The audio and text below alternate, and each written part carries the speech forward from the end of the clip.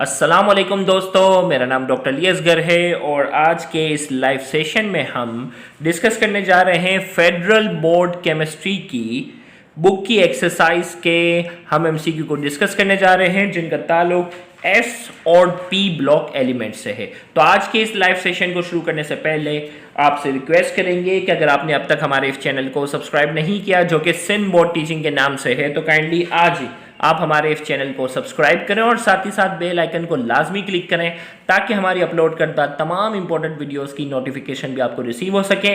और जिन जिन बच्चों को लाइव वीडियो की नोटिफिकेशन रिसीव हो गई है तो वो इस वीडियो का लिंक अपने तमाम दोस्तों तक शेयर कर लें ताकि वो भी आज के इस लाइव सेशन में पार्टिसिपेशन कर सकें। और कमेंट में अपना नाम और अपने शहर का नाम लिखना मत भूलिएगा, इससे हमें ये आइडिया होता है कि पाकिस्तान के किन किन शहर से हमारे इस लेक्चर को लाइव सुना जा रहा है।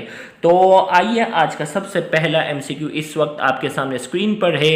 Oxide and hydroxide of group 1 elements are.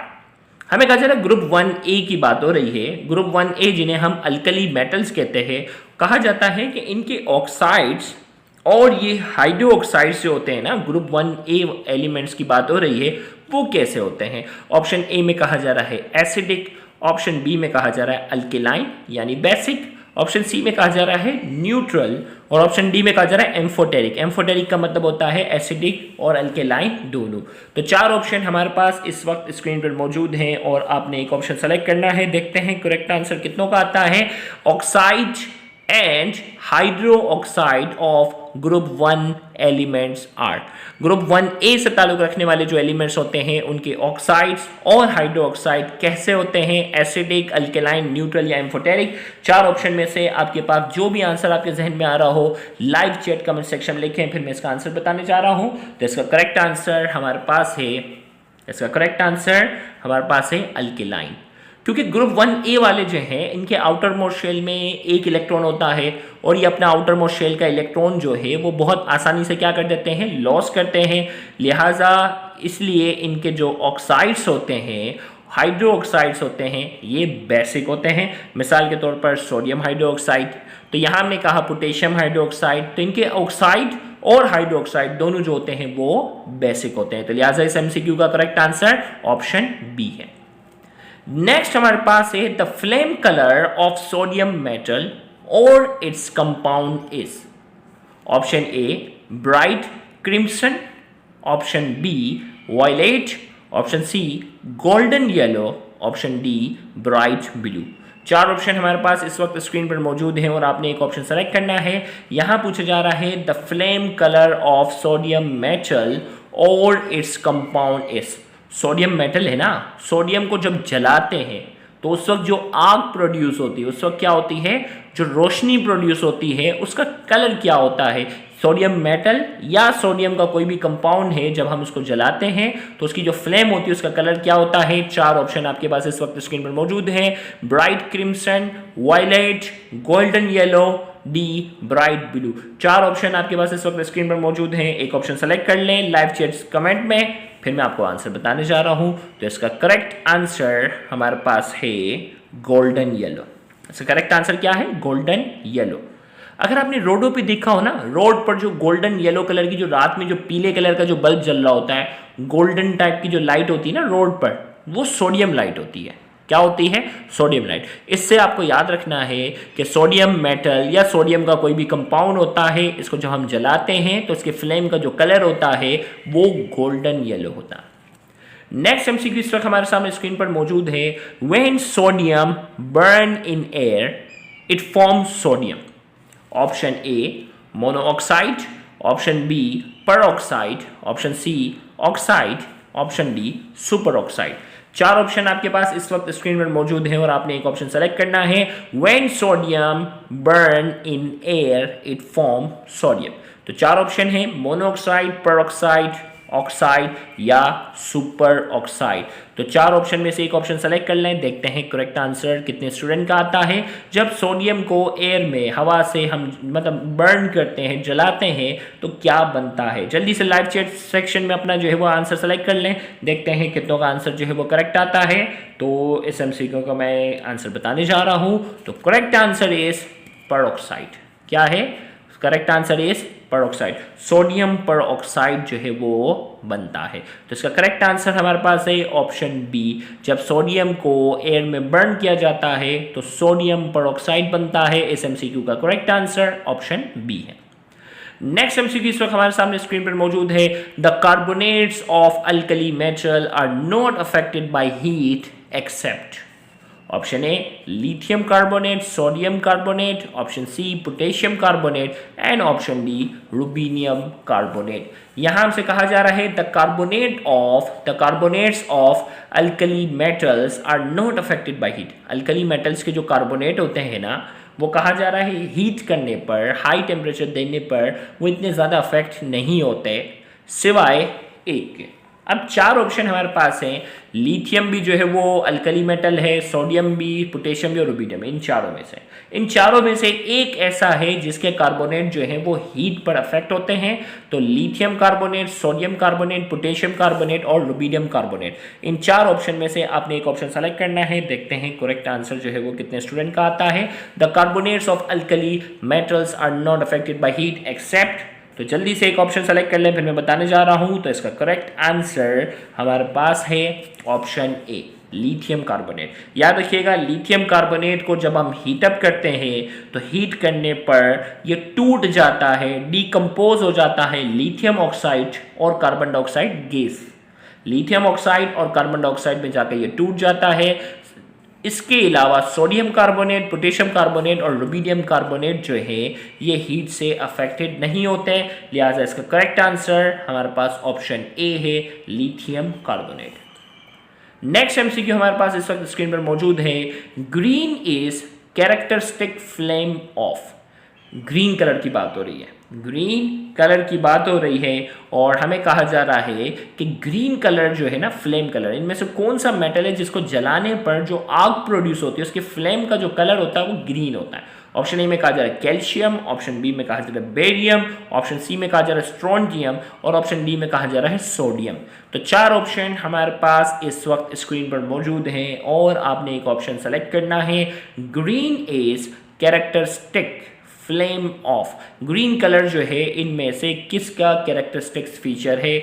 ABCD 4 option हमारे पास इस वक्त स्क्रीन पर मौजूद हैं। जल्दी से लाइव चैट कमेंट में अपना एक ऑप्शन सेलेक्ट कर लें, देखते हैं करेक्ट आंसर कितनों का आता है। तो इसका करेक्ट आंसर हमारे पास जो है बी बेरियम। बेरियम का जो है वो ग्रीन कलर जो है वो क्या है, कैरेक्टरिस्टिक्स जो है वो कलर है। और इसमें अगर बात की जाए ना तो ग्रीन में भी अगर बेस्ट पूछा जाए ना तो एप्पल ग्रीन कलर जो है वो क्या होता है, प्रोड्यूस होता है। Green is characteristics flame of barium. Next MCQ इस वक्त हमारे सामने स्क्रीन पर मौजूद है। The first ionisation energy is higher for the. इनमें से कौन से मेटल हैं, इनमें से कौन से एलिमेंट्स हैं जिनकी फर्स्ट आयनाइजेशन एनर्जी जो है वो हायर होती है। ऑप्शन ए में कहा जा रहा है alkaline earth metals, option B में कहा जा रहा है अल्कली मेटल्स, ऑप्शन सी में कहा जा रहा है हैलोजेंस, ऑप्शन डी में कहा जा रहा है noble gases. The first ionisation energy is higher for. इनमें से फर्स्ट आयनाइजेशन है, देखो आयनाइजेशन पोटेंशियल या आयनाइजेशन एनर्जी क्या होती है, आउटर मोस्ट शेल के इलेक्ट्रॉन को निकालना है। क्या करना है, आउटर मोस्ट शेल के इलेक्ट्रॉन को निकालने की बात हो रही है। उसके लिए जो एनर्जी चाहिए होती है उसे हम कहते हैं फर्स्ट आयनाइजेशन एनर्जी। तो फर्स्ट आयनाइजेशन एनर्जी जो है यानी पहला इलेक्ट्रॉन निकालने के लिए जो एनर्जी चाहिए है फर्स्ट आयनाइजेशन एनर्जी है। तो इनमें से फर्स्ट आयनाइजेशन एनर्जी किसकी है सबसे ज़्यादा, alkaline earth metal, alkali metal, halogen या नोबल गैसेस। तो 4 ऑप्शन आपके सामने इस वक्त स्क्रीन पर मौजूद हैं और आपने एक ऑप्शन सेलेक्ट करना है। तो इस MCQ का मैं करेक्ट आंसर बताने जा रहा हूँ। मुझे उम्मीद है कि ज़्यादातर बच्चों ने हैलोजन सेलेक्ट किया होगा, लेकिन इसका correct answer D noble gases. Noble gases की फर्स्ट आयनाइजेशन पोटेंशियल जो है वो सबसे ज़्यादा होती है क्योंकि इसका ऑक्टेट मुकम्मल होता है। भाई नोबल गैसेस है ना, नोबल गैसेस के आउटर मोस्ट शेल में हीलियम है, एक शेल है, तो आउटर मोस्ट शेल में 2 इलेक्ट्रॉन है। इसके अलावा जो है वो जितनी भी है, नियोन है, क्रिप्टॉन है, जितनी भी आपके पास जो आ रही है ना, रेडोन है, ये तमाम की तमाम उनका ऑक्टेट मुकम्मल होता है, और ऑक्टेट इसका मुकम्मल होता है तो इसकी जो है आयोनाइजेशन एनर्जी बहुत ज़्यादा होती है, इसके इलेक्ट्रॉन को निकालना सबसे मुश्किल काम होता है। तो इसका करेक्ट आंसर जो है, बेस्ट आंसर जो है वो नोबल गैसेस है, इसीलिए वो रिएक्ट भी नहीं करती ना, इसीलिए वो केमिकल रिएक्शन में पार्टिसिपेशन भी नहीं करती। तो नोबल गैसेस इसका क्या है, बेस्ट आंसर है। अगर नोबल गैसेस ऑप्शन में ना होता तो आपका आंसर क्या हो जाता, हैलोजन होता। नोबल गैसेस के बाद सबसे ज़्यादा आयनाइजेशन एनर्जी जो होती है वो हैलोजेंस की होती है, और अगर मिनिमम पूछा जाता, सबसे कम पूछा जाता, तो अल्कली मेटल्स है, क्योंकि इनके आउटर मोस्ट शेल में 1 इलेक्ट्रॉन होता है और 1 इलेक्ट्रॉन आउटर मोस्ट शेल में निकालना सबसे आसान होता है, और इसके आउटर मोस्ट शेल में 8 इलेक्ट्रॉन होते हैं, और 8 इलेक्ट्रॉन जब भी होते हैं तो आउटर मोस्ट शेल के इलेक्ट्रॉन को निकालना बहुत मुश्किल काम होता है। तो मैक्सिमम जो है वो नोबल गैसेस हैं, और मिनिमम पूछा जाता तो आपका आंसर होता अल्कली मेटल। नेक्स्ट हमारे पास है which one of the following has the maximum electron affinity. इनमें से कौन से एलिमेंट्स जो हैं, इनमें से कौन सा एलिमेंट है जिसकी इलेक्ट्रॉन एफिनिटी जो है वो मैक्सिमम है। ऑप्शन ए में कहा जा रहा है फ्लोरीन, ऑप्शन बी में कहा जा रहा है क्लोरीन, ऑप्शन सी में कहा जा रहा है ब्रोमीन, और ऑप्शन डी में कहा जा रहा है आयोडीन। ये तमाम के तमाम जो है, गौर से सुनिएगा, ये तमाम के तमाम जो है वो हैलोजन से ताल्लुक़ रखते हैं, फ्लोरीन, क्लोरीन, ब्रोमीन और आयोडीन। इन तमाम का ताल्लुक जो है वो group 7A of the periodic table से है, और हमसे पूछा जा रहा है कि इन चारों में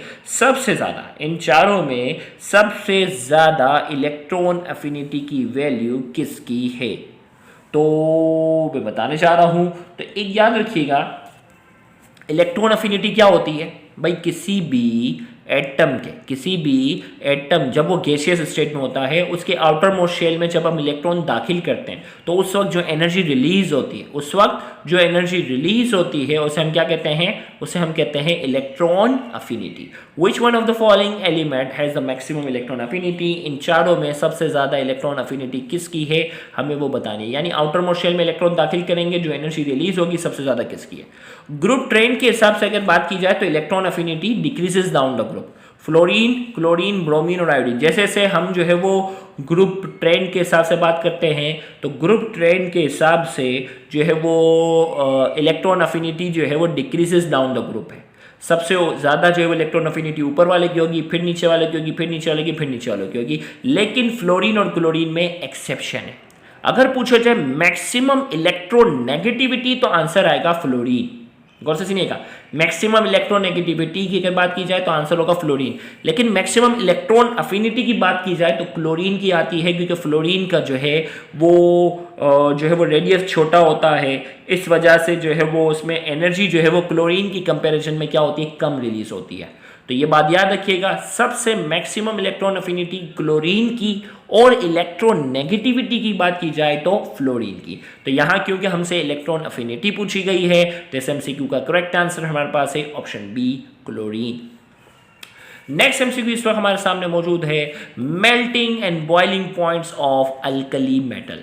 अल्कली मेटल के मेल्टिंग और बॉइलिंग पॉइंट की बात हो रही है। ऑप्शन ए में कहा जा रहा है decreases from top to bottom, option b increase from top to bottom, option c first increases then decreases, option d remain unchange. 4 option हमारे पास इस वक्त स्क्रीन पर मौजूद हैं, आपने आंसर बताना है। Melting and boiling point of alkali metal, melting और boiling point of alkali metal जो है उसके बारे में, decreases from top to bottom यानी ग्रुप में ऊपर से नीचे इसमें कमी आ जाती है, increase from top to bottom इसमें कह रहा है कमी आ जाती है, इसमें कहता है इजाफा हो जाता है, और सी में कहा जा रहा है फर्स्ट इंक्रीज, पहले इजाफा होता है और फिर कमी आ जाती है, और डी में कहा जाता है रिमेन अनचेंज।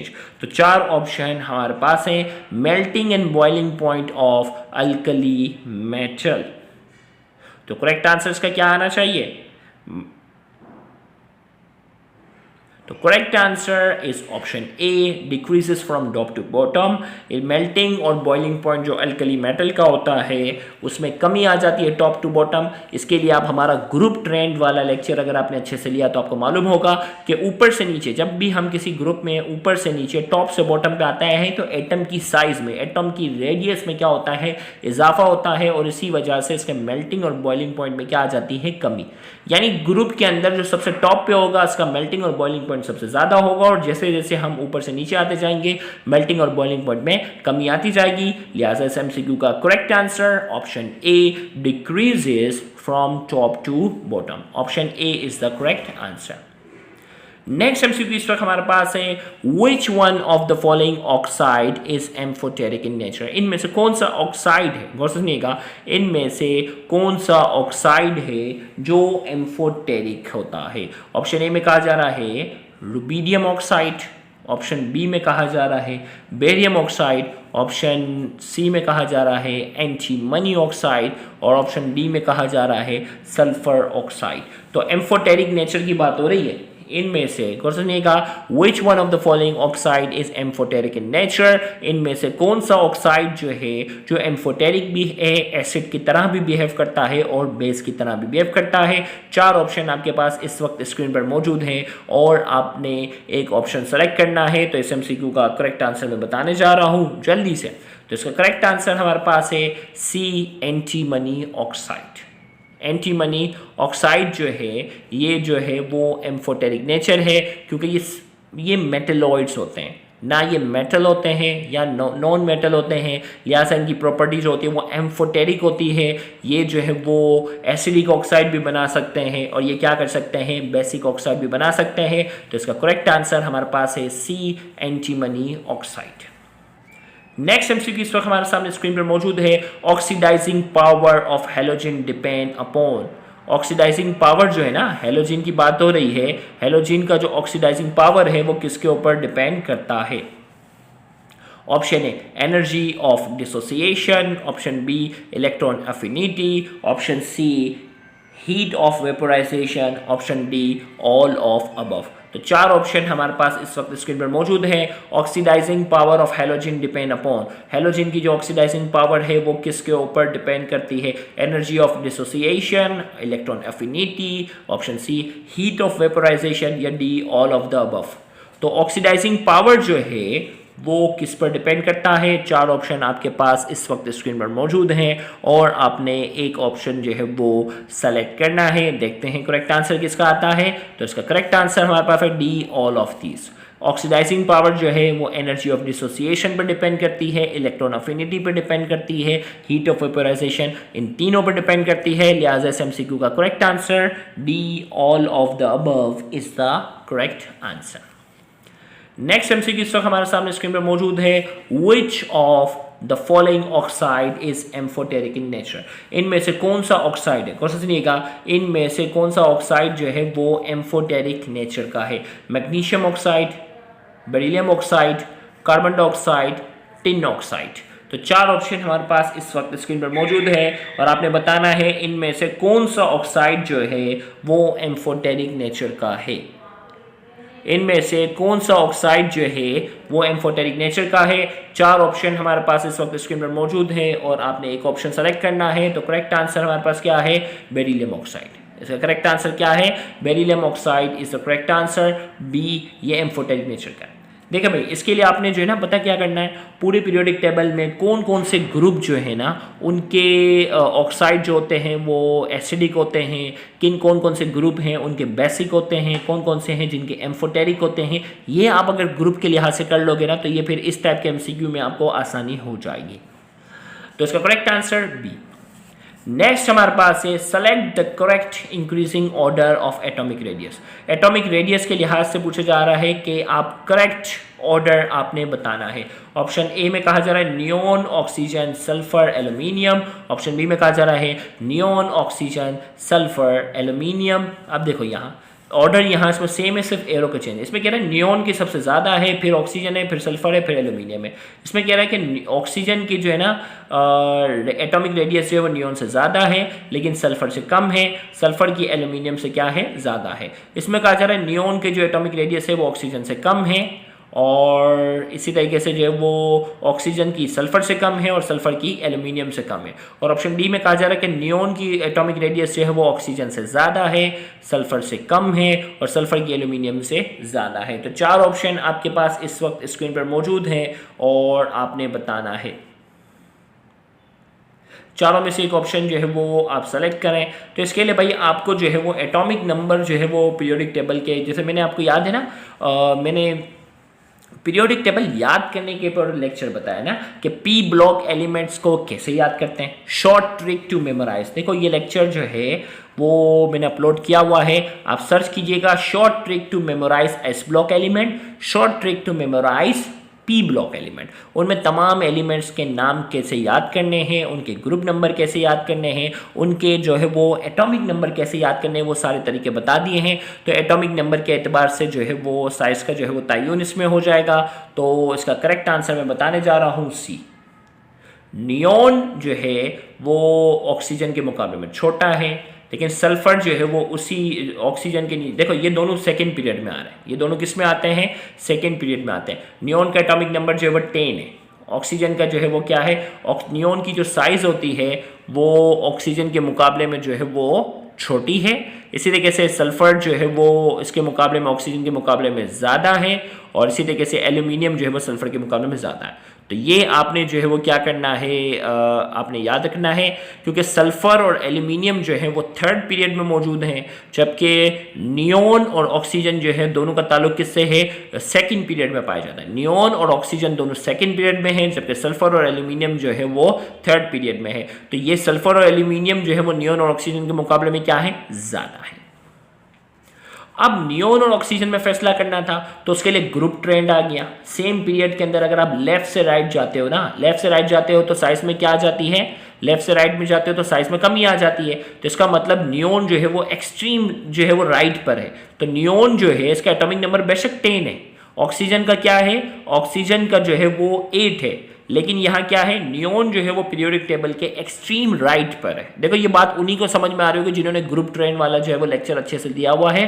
तो नियॉन जो है वो एक्सट्रीम राइट पर है, लिहाजा ये दोनों सेम पीरियड पर है, तो नियॉन जो है वो ऑक्सीजन के मुकाबले में छोटा होगा। इसी तरीके से सल्फर और एल्यूमिनियम की अगर हम बात करने जा रहे हैं, तो सल्फर और एल्यूमिनियम दोनों पीरियड 3 में हैं, और एल्यूमिनियम जो है वो लेफ्ट साइड पे आता है और सल्फर जो है वो राइट साइड पे आता है। तो इस हिसाब से सबसे जो है वो छोटा नियॉन है, फिर ऑक्सीजन है, फिर सल्फर और फिर एल्यूमिनियम है। तो ये आपने ग्रुप ट्रेंड वाला लेक्चर और साथ ही साथ जो है वो how to memorise S block element, how to memorise P block element वाला लेक्चर लेंगे तो ये एमसीक्यू समझ में आएगा, वरना ये एमसीक्यू बहुत मुश्किल लगेगा। तो इसका करेक्ट आंसर हमारे पास सी है। एमसीक्यू नंबर नेक्स्ट एमसीक्यू है, due to inert pair effect dash oxygen state is more stable than. अब कहा जा रहा है कि due to inert pair effect, inert pair effect की बात हो रही है, कौन सी ऑक्सीडेशन स्टेट जो है, inert pair effect oxidation state is more stable then dash.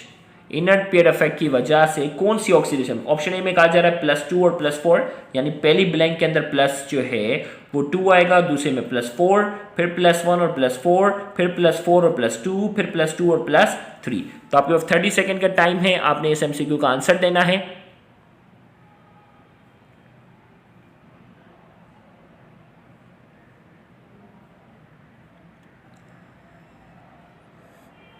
तो करेक्ट आंसर हमारे पास जो है, इसका करेक्ट आंसर हमारे पास है ऑप्शन ए। +2 वाली जो ऑक्सीडेशन स्टेट होती है वो +4 वाले के मुकाबले में क्या होती है, ज़्यादा स्टेबल होती है। +2 वाली जो ऑक्सीडेशन स्टेट होती है वो +4 के मुकाबले में क्या होती है, ज़्यादा स्टेबल होती है। इसका करेक्ट आंसर हमारे पास है ऑप्शन ए। इसके लिए आप ऑक्सीडेशन स्टेट वाला लेक्चर जो है वो अच्छे से पहले देखिएगा कि जो हमने अपलोड भी किया हुआ, ऑक्सीडेशन स्टेट है क्या, ऑक्सीडेशन स्टेट का कॉन्सेप्ट क्या है, वो समझोगे तो फिर ये एमसीक्यू का आंसर आपको समझ में आएगा। नेक्स्ट हमारे पास इस वक्त एमसीक्यू मौजूद है हमारे पास, which is the strongest reducing agent. इन तमाम में से सबसे ज़्यादा स्ट्रॉन्गेस्ट रिड्यूसिंग एजेंट जो है वो कौन सा है। ऑप्शन ए में कहा जा रहा है हाइड्रोजन फ्लोराइड, ऑप्शन बी में कहा जा रहा है हाइड्रोक्लोरिक एसिड, ऑप्शन सी में कहा जा रहा है हाइड्रोजन हेलाइड, और ऑप्शन डी में कहा जा रहा है हाइड्रोजन ब्रोमाइड। इनमें से सबसे ज़्यादा स्ट्रॉन्गेस्ट रिड्यूसिंग एजेंट कौन सा है। A B C D 4 option हमारे पास इस वक्त स्क्रीन पर मौजूद हैं, और आपने एक ऑप्शन सेलेक्ट करना है। Strongest reducing agent hydrogen fluoride, chloride, iodide, bromide. तो याद रखिएगा इनमें से ग्रुप के हिसाब से चलो, सबसे जो है वो वीक रिड्यूसिंग एजेंट जो है वो हाइड्रोजन फ्लोराइड है, क्योंकि इसका बॉन्ड बहुत मजबूत होता है, फिर क्लोराइड, फिर ब्रोमाइड, फिर आयोडाइड। तो सबसे स्ट्रॉन्गेस्ट रिड्यूसिंग एजेंट जो है हमारे पास इन चारों में ऑप्शन सी है, हाइड्रोजन आयोडाइड। तो C is the correct answer. Which one of the following has highest boiling point, इन तमाम में से सबसे ज्यादा हाईएस्ट बॉइलिंग पॉइंट क्या होगी? याद रखिएगा स्ट्रॉन्गेस्ट रिड्यूसिंग एजेंट वो होगा, गौर से सुनिएगा, स्ट्रॉन्गेस्ट रिड्यूसिंग एजेंट वो होगा जिसका बॉन्ड वीक होगा, जिसका बॉन्ड क्या होगा? वीक होगा। तो फ्लोराइड, क्लोराइड, आयोडाइड और ब्रोमाइड में से वीक जो बॉन्ड था वो किसका था? हाइड्रोजन आयोडाइड का, इसीलिए स्ट्रॉन्गेस्ट रिड्यूसिंग एजेंट ये था। इसी तरीके से विच one of the following has the highest boiling point, boiling point उसका हाईएस्ट होगा जिसका बॉन्ड सबसे ज्यादा मजबूत होगा। तो यहां हमसे कहा जा रहा है हाइड्रोजन आयोडाइड, फ्लोराइड, क्लोराइड और ब्रोमाइड, इन चारों में से तो बता दो। अब आंसर देना है भाई। अगर 14 वाला समझ में आ गया ना, सबसे वीक बॉन्ड इसका था, फिर ब्रोमीन का, फिर क्लोरीन का और सबसे मजबूत इसका था। बॉइलिंग पॉइंट के लिए सबसे ज्यादा मजबूत बॉन्ड जिसका होगा उसका बॉइलिंग पॉइंट जो होगा वो सबसे ज्यादा होगा। तो लिहाजा इसका करेक्ट आंसर क्या होना चाहिए? जल्दी से कमेंट सेक्शन में लिख दो। विच one of the following is the highest boiling point? तो हाईएस्ट बॉइलिंग पॉइंट इनमें से हमारे पास हाइड्रोजन फ्लोराइड का है। तो करेक्ट आंसर हमारे पास क्या है? B, hydrogen fluoride. Next MCQ इस वक्त हमारे सामने स्क्रीन पर मौजूद है। The radioactive element in halogen group is, halogen का जो ग्रुप है ना उसमें रेडियो एक्टिव एलिमेंट कौन सा है? Radon, radium, astatine, bromine. तो हैलोजन का ग्रुप तो मालूम है ना, फ्लोरीन, क्लोरीन, ब्रोमीन, आयोडीन और एस्टेटाइन। तो इनमें से ब्रोमीन और एस्टेटाइन रह गया। तो रेडियो एक्टिव एलिमेंट जो है वो एस्टेटाइन है। फ्लोरीन, क्लोरीन, ब्रोमीन और आयोडीन जो है वो रेडियो एक्टिव नहीं है। एस्टेटाइन जो है ये हैलोजन ग्रुप से ताल्लुक रखता है और ये रेडियो एक्टिव एलिमेंट से इसका ताल्लुक है। तो करेक्ट आंसर हमारे पास क्या है? Option C, astatine. तो इसके साथ ही हमने फेडरल बोर्ड बायोलॉजी एस और पी ब्लॉक एलिमेंट की बुक की एक्सरसाइज के हमने कुछ एमसीक्यू डिस्कस किए। याद रहे ये MCQ MDCAT point of view में, मतलब एमडीकेट के एग्जाम में इनमें से बहुत से एमसीक्यू क्या है, रिपीट भी हो चुके हैं। तो अगर आप एंट्री टेस्ट की तैयारी कर रहे हैं तो हम आपको सजेशन देंगे कि आप हमारे रजिस्टर्ड ग्रुप का हिस्सा लाजमी बने। रजिस्टर्ड ग्रुप में तमाम टॉपिक्स के lecture federal board, Sindh board से आपको जो है वो प्रोवाइड किए जाते हैं। साथ ही साथ आपका वीक में 2 मरतबा ऑनलाइन टेस्ट भी आपका कंडक्ट किया जाता है और साथ ही साथ जो है आपको लाइव सेशन में पार्टिसिपेशन का मौका भी मिलता है। तो और पिछले 3 सालों में हमने जितने भी एमसीक्यू जो है वो डिस्कस किए उन तमाम एमसीक्यू की एक्सप्लेनेशन भी स्टूडेंट को प्रोवाइड की जाती है। तो इतनी सारे एमसीक्यू की एक्सप्लेनेशन फिजिकल क्लासेस में कोई भी टीचर प्रोवाइड नहीं कर सकता। तो अगर आप चाहते हैं कि आपके एंट्री टेस्ट का स्कोर बहुत बहुत बहुत ही अच्छा हो तो आप रजिस्टर्ड ग्रुप का हिस्सा लाजमी बने। Thank you very much. Allah Hafiz.